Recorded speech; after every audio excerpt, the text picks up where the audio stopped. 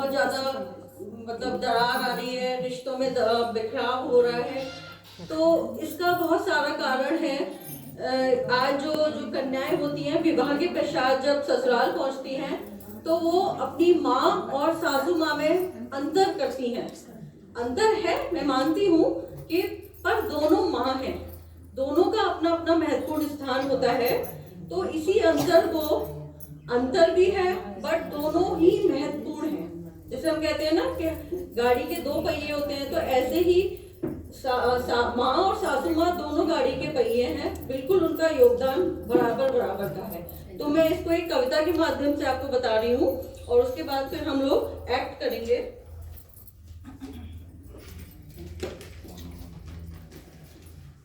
जो जन्म दे वो माँ है, जो जन्म दे वो माँ है, जो जीवन का अनुशासन दे वो सासू माँ है।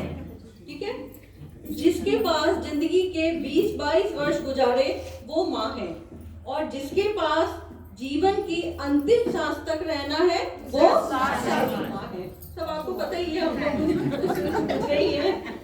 अच्छा, जिसके पास हम खुलकर बात करते हैं वो माँ है, और जो हमको मर्यादा का पाठ सिखाती है, हमको अनुशासित करती है, हमको शासित भी करती है, शासन भी चलाती है, ऐसा नहीं है, पर उसमें भी एक मर्यादा है और अनुशासन है, वो सासू माँ है। सिंपल।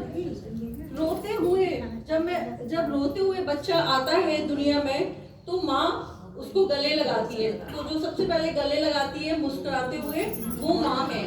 और जब रोते हुए लड़की ससुराल जाती है तो जो उसको गले लगाता है वो सासू माँ है। ठीक है, गोद में जो लेती है वो माँ है और जो गले लगाती है वो सासू माँ है। माँ ने जीवन दान दिया, माँ जीवन दान देती है, इस दुनिया में लाती है, तो सासू क्या देती है? जीवन साथी देती है। तो जिसने जीवन साथी दिया वो सासू माँ है। माँ ने कोमल कली सा रखा, माँ ने बड़े नाजों से नखरों से बड़े सब माँ अपने बच्चों को बहुत नखरों से और नाजों से पालती है। तो लड़की के लिए कहा जाता है कली समान। और पर जो वट वृक्ष सा बनाती है, जो जीवन के अनुभवों से हमको सिखाती है वो सासू माँ है। माँ ने सुख में जीना सिखाया।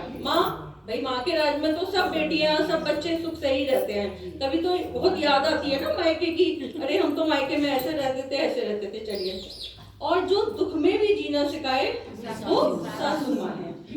तो अब लास्ट में है कि अगर माँ ईश्वर समान है, अगर माँ ईश्वर समान है तो सासू माँ क्या होगी? गुरु समान है, क्योंकि गुरु ही ईश्वर के बारे में बताता है। तो देखा आपने, बिल्कुल बराबर बराबर का महत्वपूर्ण स्थान है दोनों का। तो इसलिए हमको आज दोनों को महत्व देना चाहिए। अगर हम इस बात को जान लें, आज कन्याएं हमारी इस बात को जान लें, तो परिवारों में बिखराव नहीं आएगा। तो चलो आज हम उस कहानी की बात करते हैं, जो कहानी है